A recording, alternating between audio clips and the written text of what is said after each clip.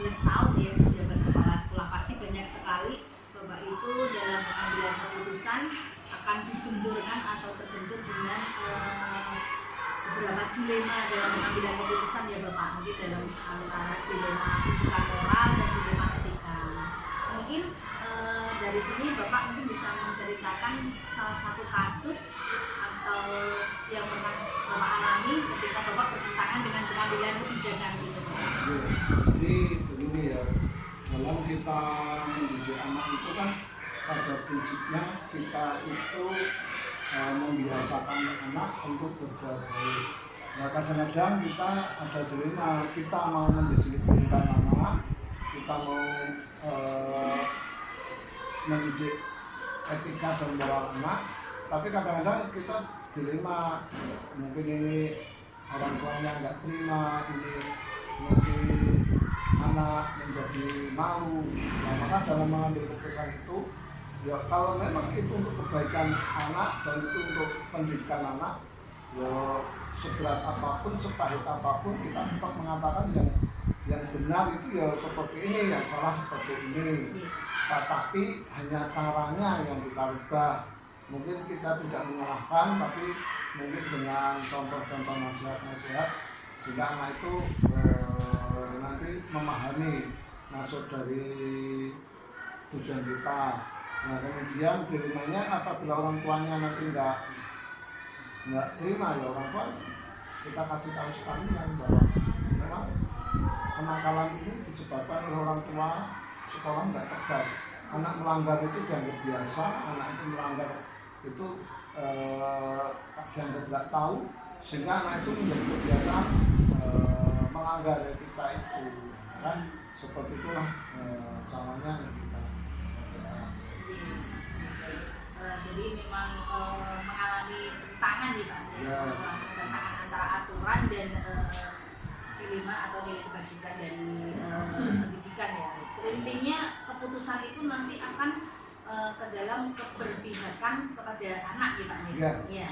Tujuannya apa? Intinya tujuannya untuk mendidik anak yang benar. Intinya itu. Jadi kalau kita nggak tegas, kita ragu, maka menganggap anak ini benar.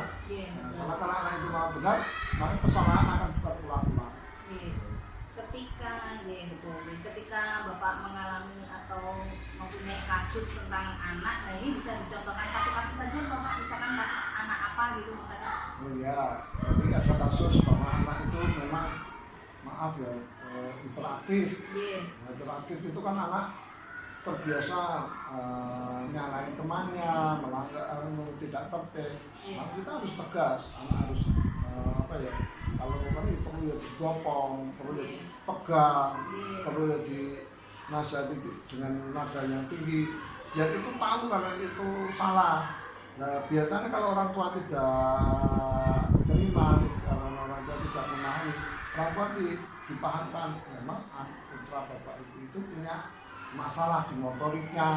Kalau bapak ibu nggak percaya, silakan dibawa ke psikiater. Ya, itu yang harus kita pahamkan. Jadi ketika mengalami seperti itu tentu melibatkan beberapa beberapa ahli, beberapa orang untuk bisa menjelaskan itu, karena kadang-kadang orang tua itu tidak siap dengan anggota dan anaknya sendiri, karena menganggap semua anak itu normal-normal saja. Karena harus orang tua itu diberi pengetahuan bahwa itu bukan suatu itu bukan benda anak, itu bukan anak itu berarti jelek, enggak, tapi memang dia itu ada kelainan, yang kelainan itu harus dibenarkan, harus diobati. Berapa pihak nih Bapak ya? Ketika kasus itu terjadi, apakah Bapak dalam menyelesaikan kasus itu memerlukan jadwal, misalkan 1 bulan ini nanti agenda ini terus seperti ini, sesuai ada jadwalnya atau diselesaikan di tempat Bapak? Itu tergantung kasusnya. Kalau kasusnya itu hanya kasus biasa, maka diselesaikan di situ. Tapi kalau kasusnya itu jangka luar biasa, inklusif dan sebagainya, itu memerlukan penjadwalan. Jadi semua itu tergantung bermasalahnya. Berarti ketika dalam pengambilan ini memang ada beberapa pihak, kemudian kasusnya itu diselesaikan sesuai dengan nilai kasusnya. Kalau bisa diselesaikan hari itu, kenapa harus dijadwalkan menunda pekerjaan? Tapi karena memang itu bukan itu sih, itu memang harus rutin. Mungkin seminggu sekali, mungkin apa? Karena anak itu tidak bisa dibuka dengan seketika, memerlukan waktu. Kiranya itu saja Bapak. Terima kasih sekali untuk paparannya, untuk pengalaman Bapak sudah membagikan pengalaman yang luar biasa sekali. Di sini Bapak sudah mempunyai beberapa kasus yang Bapak anggap itu bertentangan ya, dan sekali lagi Bapak istilahnya keberpihakan ke anak. Ya. Terus juga sudah melibatkan berbagai pihak ketika kasus itu memang memerlukan penanganan. Gitu saja Bapak. Terima kasih untuk waktunya. Mohon maaf. Terima kasih sekali. Assalamualaikum warahmatullahi wabarakatuh.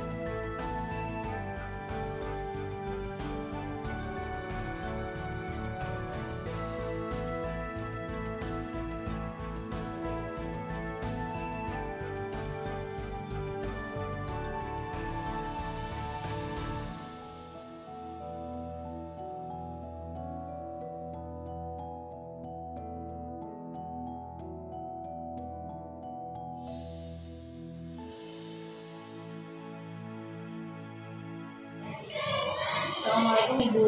Waalaikumsalam Bu. Ya. Ibu Ayuni, mohon maaf ini menyita waktu sebentar. Maaf dulu. Kami ada tugas untuk wawancara tentang pengambilan keputusan. Nah di sini meminta waktu Ibu sebentar untuk melakukan wawancara. Bu, boleh kan Bu? Ya. Iya, gini Ibu. Mungkin dalam sistem sekolahan, dalam usaha pendidikan itu pasti mempunyai kasus-kasus ya Bu. Tapi mungkin ada kasus lain yang mungkin Ibu di sini pernah terbentur dengan kasus yang harus mengambil dengan kebijakan-kebijakan yang bertentangan dengan prinsip-prinsip dilema etika. Nah, mungkin kami di sini ingin mewawancarai Ibu berkaitan dengan salah satu kasus. Mungkin Ibu pernah mengalami suatu kasus yang mungkin itu bertentangan antara dilema etika. Ibu bisa menceritakan contoh kasus, Ibu? Di sini mungkin ya untuk kasusnya karena di sini di sekolah yang bermasyarakat sehingga kita tidak bisa menolak anak-anak yang mungkin berkebutuhan khusus, jadi untuk anak-anak yang berkebutuhan khusus tetap kami terima. Dan maksudnya nanti di dalam kelas tentunya beda dari anak yang lain, sehingga kita juga membutuhkan beberapa waktu untuk memberi pembelajaran ke anak tersebut. Dan kami telah menerima 2 anak yang berkebutuhan khusus. Ya, untuk pencegahannya kami sudah berhubungan dengan SLB, kita asesmen sehingga anak itu diketahui apakah anak itu mampu belajar atau gimana. Ternyata anak tersebut memang berkebutuhan khusus masalah lambat belajar, sehingga anak itu harus dirujuk ke SLB. Namun dari pihak orang tua itu mereka hanya data. Nah, dengan ada seperti itu kita harus mengatasi bagaimana supaya anak itu bisa terima di sini seperti yang biasa, tapi perlu pendampingan khusus. Oh gitu. Berarti ketika Ibu memberikan istilahnya ada anak yang mempunyai kasus, kemudian Ibu memberikan solusi ya, memberikan solusi pemecahan masalahnya. Jadi di sini Ibu sudah melibatkan beberapa pihak, Ya, antaranya guru kelasnya juga, dari guru dari asesmen dari SLB juga. Kemudian ketika Ibu menemukan kasus seperti ini, apakah Ibu mempunyai jadwal tertentu atau seperti ini? Mungkin kasus itu bisa diselesaikan saat itu atau mungkin memerlukan jadwal Ibu? Kita memerlukan jadwal, sehingga anak itu didampingi 1 minggu 2 kali, khusus didampingi anak tersebut. Berarti di sini Ibu dalam mengambil keputusan itu istilahnya berpihak ke anak ya. Intinya memberikan pengertian ke orang tua ketika orang tua masih menganggap anaknya normal ya. Jadi tetap menerima di sekolah ini ya. Ini sekolah swasta ya Ibu ya? Swasta, dan menerima anak-anak yang seperti itu. Kan kasihan kalau anak nggak bisa terima. Ya, baik sekali ya, luar biasa sekali Ibu dalam mengambil keputusan ini ya. Jadi kan di sini Ibu menerima dilema ya, bisa dilema etika. Jadi intinya keberpihakan anak di sini ya, antara rasa tanggung jawab, peraturan dan kasihan. Nah mungkin dari di sini apakah Ibu mempunyai faktor-faktor ketika memberikan solusi ke orang tuanya Ibu? Kita memberikan solusi ke orang tuanya untuk dimasukkan ke anak yang berkebutuhan khusus, supaya anak itu nanti bisa mencapai hal-hal yang mereka dapatkan, sehingga anak itu bisa berkembang dengan baik. Namun dari orang tua tetap masih belum bisa menerima sampai sekarang. Ini baru proses. Oh gitu ya. Seperti ya,